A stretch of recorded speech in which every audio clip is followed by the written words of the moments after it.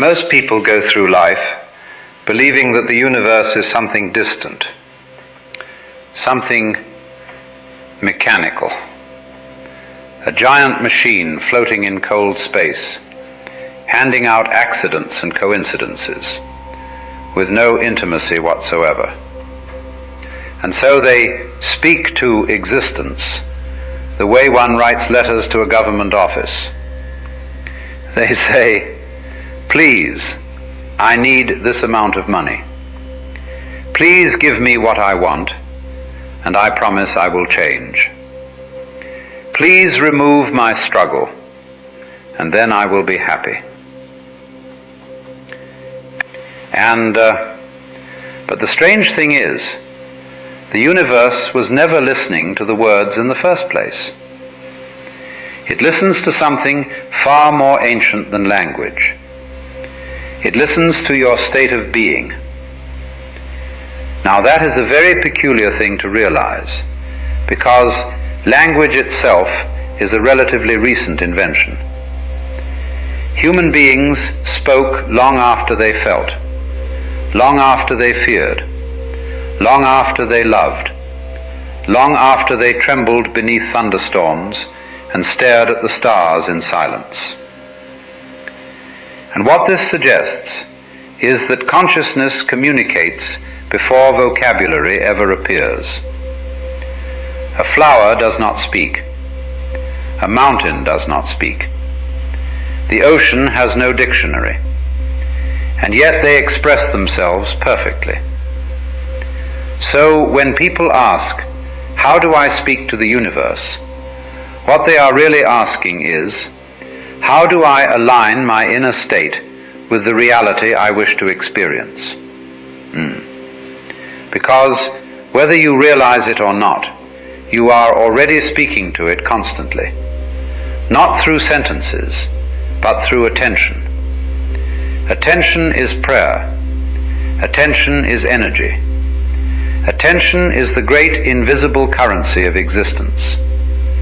You become psychologically inhabited by whatever you consistently attend to.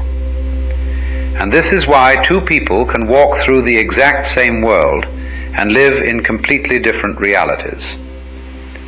One man notices betrayal everywhere. Another notices beauty. One becomes consumed with fear.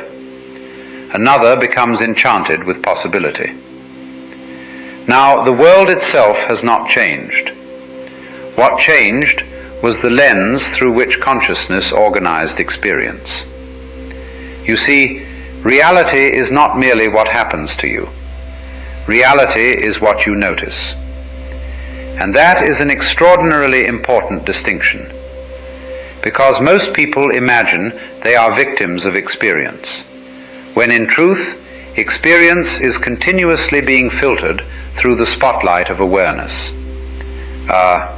Imagine yourself sitting in a dark theater. Wherever the spotlight moves, the play appears alive. The moment the spotlight leaves, the actors vanish back into darkness. Your consciousness functions in much the same way. Thoughts are constantly appearing, millions of them, most of them random, conditioned, recycled, mechanical. But the thoughts themselves possess very little power. What gives them power is your identification with them. The moment you cling to a thought emotionally, you breathe life into it, you feed it, you animate it. And then people wonder why certain fears seem to follow them for years. Well, because they have unknowingly worshipped them. They have prayed to anxiety with devotion, fed resentment like a sacred fire, repeated inner narratives so often that the mind begins mistaking repetition for truth. And the universe, if we may call it that, simply reflects the pattern back, not as punishment, but as resonance. You see, the universe behaves much more like an echo than a judge. It does not sit upon a throne deciding who is worthy.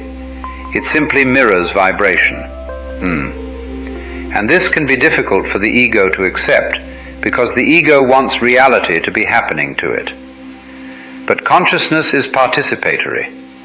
You are involved in the shaping of experience every moment through what you energize. In Buddhism, there is this understanding that attachment is the root of suffering. Now, many people misunderstand this and assume it means you should own nothing and suppress desire and become emotionally numb. That misses the point entirely. Attachment means unconscious fixation. It means allowing the mind to become possessed by phenomena.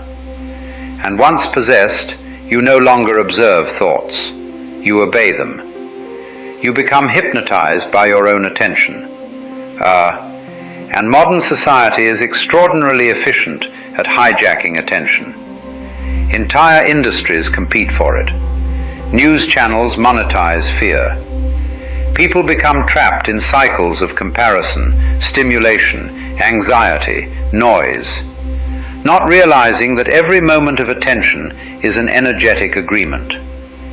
Every reaction says, yes, more of this.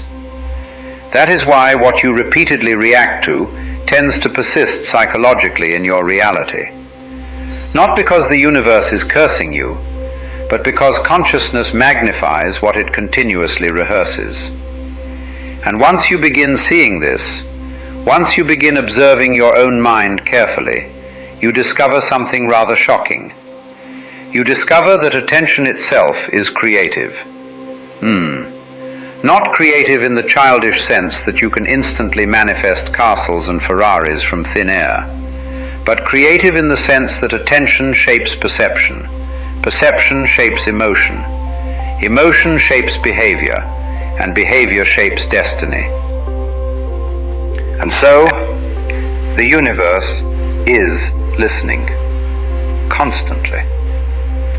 But not to the performance of your words. Instead, it listens to what you embody, what you rehearse emotionally, what you secretly believe to be true. And perhaps the greatest tragedy is that most human beings never truly examine what they are broadcasting. They walk through life unconsciously embodying fear, while verbally asking for peace, embodying scarcity while asking for abundance, embodying self-rejection while asking to be loved. Now there's the contradiction.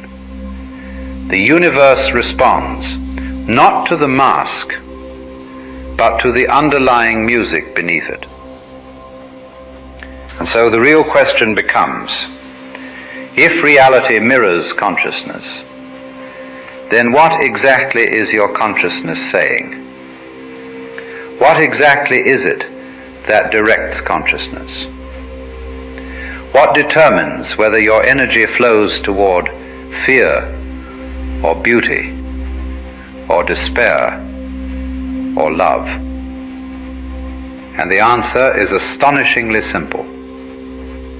Attention. Attention is one of the most misunderstood forces in human life, because people think of it as something passive. But attention is not passive at all. Attention is participation. Whatever you consistently pay attention to, you enter into a relationship with. Now think about that carefully. Because most people imagine they are merely observing life. They say, I'm just worried. I'm just thinking about problems. I'm just reacting to what's happening. But consciousness does not make such neat distinctions. To continuously focus upon something is to feed it psychologically. Attention is nourishment. In the same way sunlight nourishes a plant, awareness nourishes mental reality. And this is why fear grows stronger the more obsessively it is examined. People often believe that if they analyze anxiety long enough, they will eventually escape it. But what usually happens is the opposite. They become hypnotized by it. Like a man trapped in quicksand, every frantic movement pulls him deeper. And this is why ancient spiritual traditions placed such enormous emphasis upon guarding awareness. Not because the world is evil, but because consciousness becomes shaped by whatever it repeatedly embraces. The Buddhists understood this. The Hindus understood this. Even Christian mystics understood this in their own symbolic language. Where your attention goes, your soul follows. Now this becomes especially dangerous in modern life, because modern civilization is fundamentally an economy of stolen attention. Everywhere you look, something is begging. Notice me. Fear this. Desire that. Compare yourself. React immediately. And most people never realize how deeply their inner world is being programmed by unconscious repetition.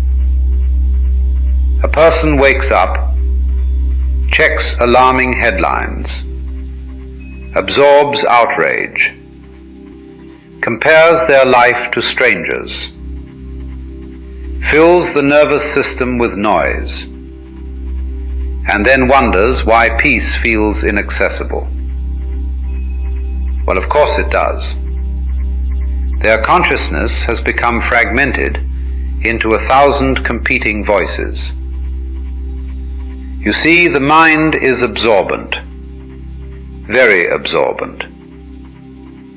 It takes the shape of whatever environment it remains immersed within. Put a human being in an atmosphere of constant fear, and eventually fear begins feeling normal. Put them in endless comparison, and insufficiency becomes identity. The terrifying thing is that most conditioning does not occur consciously. It occurs rhythmically, through repetition, through emotional reinforcement, through habitual attention.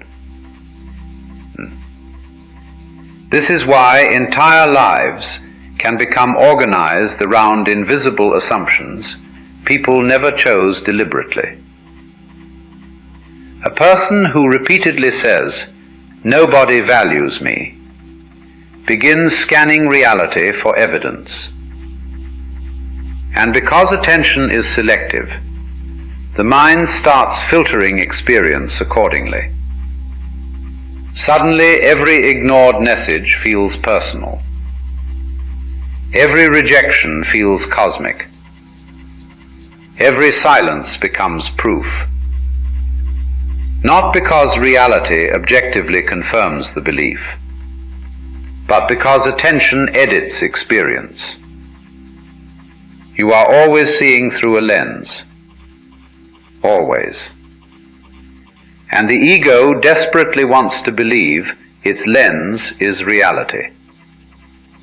But it isn't. It is interpretation masquerading as truth. Now, this does not mean you should deny pain or pretend suffering does not exist. That becomes another form of unconsciousness. But the point is subtler than that. The point is to recognize that awareness itself has direction. You may acknowledge darkness without building a home inside it. That is wisdom. Because many people become emotionally addicted to certain states without realizing it. They rehearse old heartbreaks, old humiliations, old betrayals, again and again and again, as if the mind were continuously scratching a wound to ensure it never heals.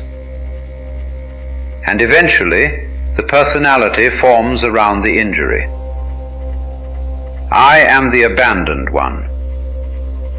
I am the unlucky one. I am the anxious one. Identity crystallizes around attention. Now here is the strange paradox.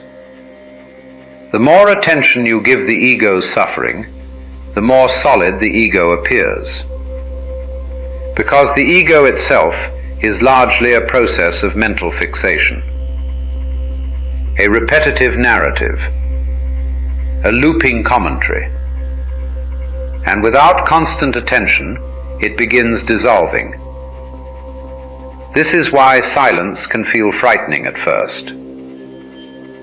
When people sit quietly alone, they suddenly encounter the machinery of their own mind. And rather than witnessing it calmly, most people immediately reach for distraction, television, noise, conversation, entertainment, anything to avoid the raw encounter with consciousness itself. But if you remain still long enough, something remarkable begins happening. You realize that thoughts are not commanding you. They are merely appearing, like clouds passing through an open sky. Some dark, some radiant, some absurd, but none of them inherently possess authority. They only gain power when attention grips them tightly. And this realization changes everything, because now you begin understanding that attention is choice, sacred choice. Every moment you are deciding what kind of reality becomes psychologically alive within you. You are voting for worlds internally long before they manifest externally. And perhaps this is why so many spiritual teachers spoke about awareness with almost reverential seriousness. Because attention is not merely concentration. Attention is creation in progress. What you repeatedly attend to becomes emotionally believable. What becomes believable shapes behavior, and behavior slowly becomes destiny. So, if the universe appears to echo back your inner state, then the quality of your attention matters enormously. Not just occasionally, but moment to moment. Because the universe does not only hear your grand declarations, it hears your habits. It hears your repeated emotional rehearsals. It hears the quiet assumptions hidden beneath your personality. And once a human being truly understands this, they begin asking a very strange question.